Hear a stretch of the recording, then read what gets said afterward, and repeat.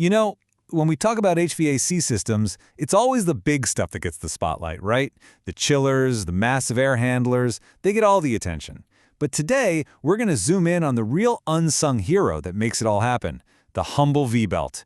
We're going to do a complete guide on this absolutely critical part. So, let me ask you something.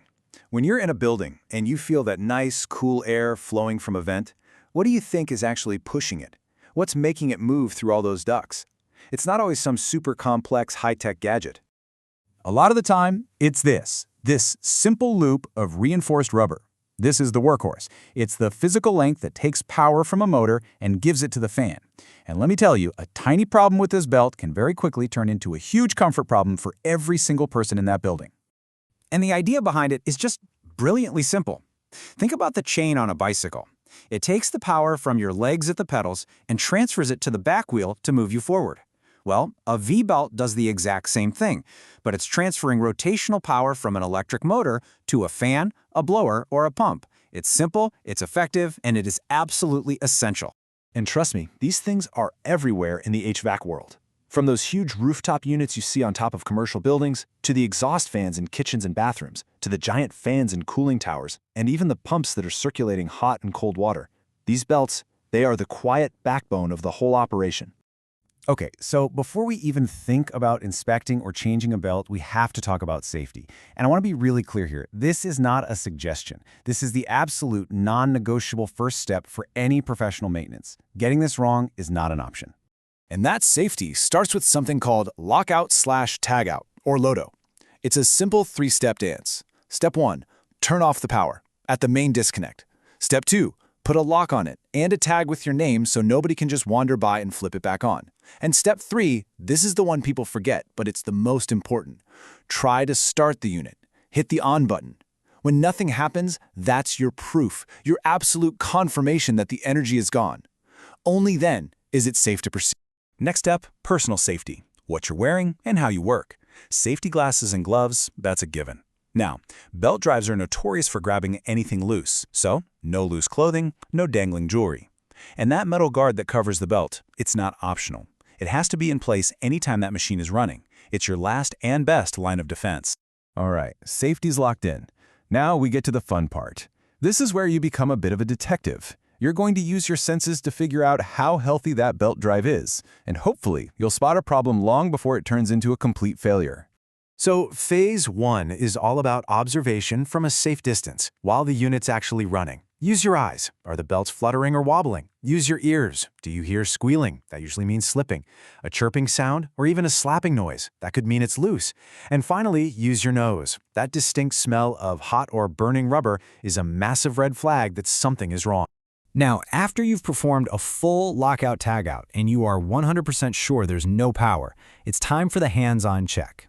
Get in there and really look at the belt. See any cracks, cuts, or frayed cords? Feel the sides of the belt. If they feel glassy smooth or hard, we call that glazed. It's a sign of slipping and heat damage. If the rubber feels swollen or sticky, it's probably been contaminated by oil. And a simple test, if the belt is too hot to comfortably hold just moments after shutdown, you've definitely got a problem. So your detective work paid off and you found a bad belt. What's next? Well, we move on to the fix. We're going to cover the right way to replace and align that V-belt so it has a nice, long, efficient life. Okay, I need everyone to listen very, very carefully right now. This is probably the single biggest, most damaging mistake people make. Do not, I repeat, do not use a screwdriver, a pry bar, or any other tool to force a belt off or on. You will break the internal cords that give the belt its strength, and you can easily crack the pulley wheel, which is called a sheave. This is so important. So what's the right way to do it? It's all about creating slack, not fighting the belt.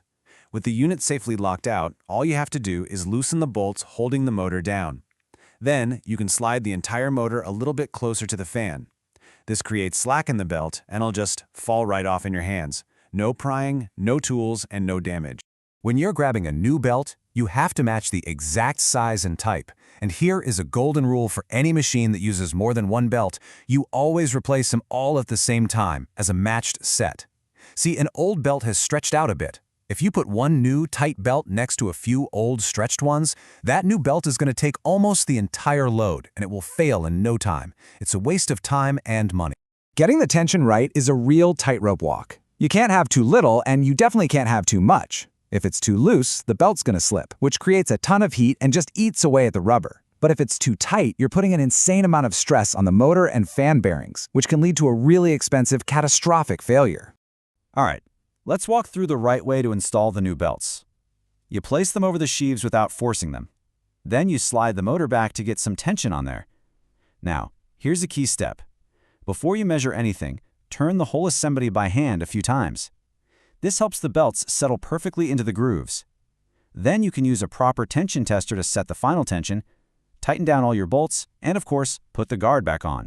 And right alongside tension, you've got alignment. The two pulley wheels, or sheaves, have to be perfectly in line with each other. You don't need fancy tools for this.